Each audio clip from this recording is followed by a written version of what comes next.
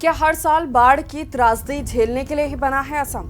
आखिर क्यों डूब जाता है पूरा राज्य और क्या इसके पीछे सिर्फ बारिश जिम्मेदार है? नमस्कार, मैं हूं आपके साथ प्रशिता शर्मा और आप देख रहे हैं राष्ट्र टीवी। इन दिनों सोशल मीडिया पर जो तस्वीरें और वीडियो सबसे ज्यादा लोगों को झकझोर रहे हैं वे असम से सामने आ रहे हैं।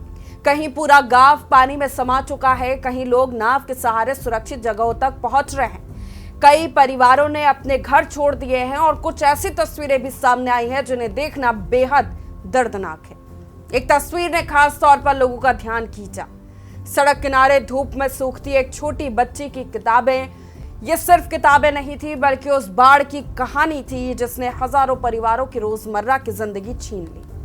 मीडिया रिपोर्ट्स के मुताबिक लाखों लोग इस बाढ़ से प्रभावित हुए हैं। कई जिलों में हालात बेहद गंभीर बने हुए हैं और दर्जनों लोगों की जान जा चुकी है। राहत और बचाव अभियान लगातार जारी है, लेकिन सबसे बड़ा सवाल आज भी वही है, आखिर असम में लगभग हर साल बाढ़ क्यों आती है?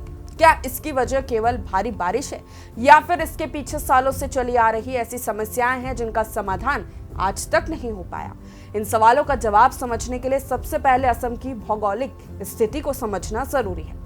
दोस्तों, दरअसल असम भारत के उत्तर पूर्व का सबसे महत्वपूर्ण राज्यों में से एक है।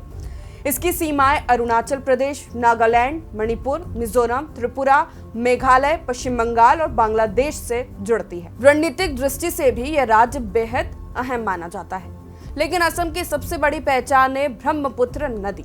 ये नदी तिब्बत में यारलुंग तत्सांगपो के नाम से बहती है, फिर अरुणाचल प्रदेश में प्रवेश करती है और उसके बाद असम के विशाल मैदानों से गुजरते हुए बांग्लादेश की ओर चली जाती है। रास्ते में दर्जनों छोटी बड़ी नदियां ब्रह्मपुत्र में आकर मिलती है।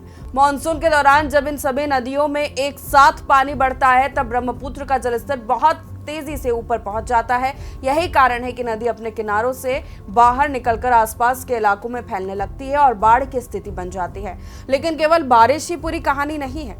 असल समस्या शुरू होती है पहाड़ों से आने वाली मिट्टी यानी सिल्ट से। हिमालय अपेक्षाकृत नया पर्वत है, इसलिए यहाँ कटाव तेजी से होता है। बारिश के दौरान बड़ी मात्रा में मिट्टी और पत्थर नदियों के साथ बहकर नीचे आते हैं। ये सिल्ट नदी की तलहटी में जमा होती रहती है। धीरे धीरे नदी की गहराई कम होने लगती है और जब अगली बार ज्यादा पानी आता है तो नदी के पास उसे समेटने की पर्याप्त जगह नहीं बचती। नतीजा ये होता है, पानी आसपास के इलाकों में फैल जाता है।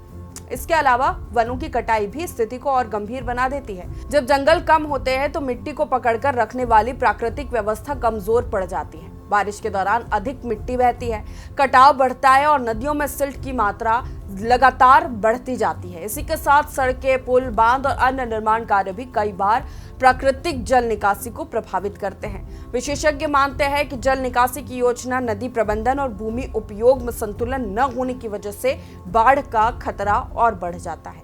जलवायु परिवर्तन भी अब एक महत्वपूर्ण कारण बनकर सामने आ रहा है। हाल के सालों में कम समय में ज्यादा बारिश की घटनाएं बढ़ी है। जब कुछ घंटों या कुछ दिनों में सामान्य से कहीं अधिक वर्षा होती है तो नदियां अचानक उफान पर पहुंच जाती है। असम में ऐसा कई बार देखा गया है। दरअसल इसको लेकर जिसकी चर्चा अक्सर होती है वह है चीन। ब्रह्मपुत्र का उद्गम तिब्बत में है और वहां चीन इस नदी पर बड़े जल विद्युत परियोजना और बांधों पर काम कर रहा है। विशेषज्ञों के बीच ये चिंता समय समय पर उठती रही है कि यदि भविष्य में जल प्रबंधन को लेकर किसी भी तरह का समन्वय न रहा या असामान्य परिस्थितियों में बड़े पैमाने पर पानी छोड़ा गया तो इसका असर भारत के निचले इलाकों पर पड़ सकता है। हालांकि हर बाढ़ के लिए सीधे तौर पर किसी बांध को जिम्मेदार ठहराने के पर्याप्त प्रमाण उपलब्ध नहीं होते। यानी वर्तमान बाढ़ की सबसे बड़ी वजह अब भी भारी बारिश, स्थानीय भौगोलिक परिस्थितियां, नदी में सिल्ट का जमाव और कमजोर बाढ़ प्रबंधन ही माने जाते हैं। सरकार की ओर से एनडीआरएफ, एसडीआरएफ, सेना और स्थानीय प्रशासन राहत कार्यों में जुटे हुए हैं। लोगों को सुरक्षित स्थानों तक पहुंचाया जा रहा है, राहत शिविर चलाए जा रहे हैं और आवश्यक सामान उपलब्ध कराया जा रहा है। लेकिन हर साल आने वाली इस त्रासदी के बीच सबसे बड़ा सवाल यही, क्या केवल राहत पहुंचाना पर्याप्त है या फिर अब समय आ गया है कि नदी प्रबंधन, सिल्ट हटाने, जल निकासी, तटबंधों की मजबूती, वनों के संरक्षण और वैज्ञानिक योजना पर स्थायी रूप से काम किया जाए? क्योंकि अगर मूल कारणों का समाधान नहीं हुआ तो अगला मानसून फिर वही सवाल लेकर आएगा। क्या असम हर साल इसी तरह डूबता रहेगा? बाकी असम को लेकर आपकी क्या राय है? आप कमेंट बॉक्स में अपनी राय जरूर बताएं। नमस्कार।